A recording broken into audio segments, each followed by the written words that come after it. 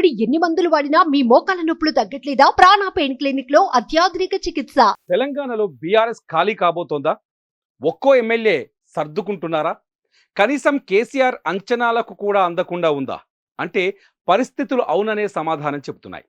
నిన్న మొన్నటి వరకు సైలెంట్గా ఉన్న బీఆర్ఎస్ ఎమ్మెల్యేలు వరుసగా కేసీఆర్కు షాక్ ఇస్తున్నారు.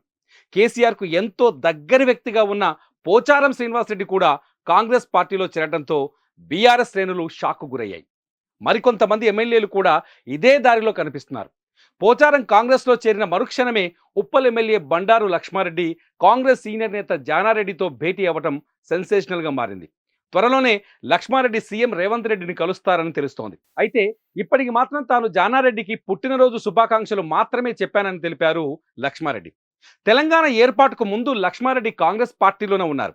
ఆయన సోదరుడు బండారి రాజిరెడ్డి ఉప్పల్ ఎమ్మెల్యేగా పనిచేశారు. గతంలో సీఎం రేవంత్ రెడ్డి చెప్పినట్టు పార్టీ మారే వారికి కాంగ్రెస్ పార్టీ డోర్లు తెరుచుకున్నట్టుగా తెలుస్తోంది. పార్లమెంట్ ఎన్నికల్లో బీఆర్ఎస్ చిత్తుగా ఓడిపోవడంతో ఆ పార్టీలోని ఎమ్మెల్యేలో కూడా కాన్ఫిడెన్స్ లెవెల్స్ తగ్గాయని తెలుస్తోంది. కేసీఆర్కు సన్నిహితంగా ఉన్న నాయకులే పార్టీ మారాలని ఆలోచిస్తుండటం, పోచారం లాంటి పెద్ద నాయకుడే పార్టీని వదిలి వెళ్ళిపోవడంతో మిగతా ఎమ్మెల్యేలో కూడా ఇదే ఆలోచన మొలకెత్తినట్టు తెలుస్తోంది. గత ఎన్నికల్లో బీఆర్ఎస్ 39 సీట్లు గెలుచుకుంది. ఇప్పటికే 4 ఎమ్మెల్యేలు కాంగ్రెస్ పార్టీలో చేరారు. మొత్తం 20 మంది ఎమ్మెల్యేలు బీఆర్ఎస్ పార్టీని వదిలేందుకు సిద్ధంగా ఉన్నట్టు కాంగ్రెస్ వర్గాలు చెబుతున్నాయి. ఇప్పటికే సదరు ఎమ్మెల్యేలతో సంప్రదింపులు పూర్తయ్యాయంటూ జూబ్లీహిల్స్ ఎమ్మెల్యే దానం నాగేందర్ లీకులు కూడా ఇచ్చారు. కేవలం గ్రేటర్ హైదరాబాద్ నుంచే ఎక్కువ మంది ఎమ్మెల్యేలు కాంగ్రెస్ పార్టీ తీర్థం పుచ్చుకోనున్నట్టు తెలుస్తోంది. ఇందులో మాజీ మంత్రి మల్లారెడ్డి, ముఠా గోపాల్, సుధీర్ రెడ్డి, ప్రకాష్ గౌడ్, కొత్త ప్రభాకర్, వివేక్, గూడెం మహిపాల్ రెడ్డి, కాలే యాదయ్య, అరికెపుడి గాంధీల పేర్లు వినిపిస్తున్నాయి.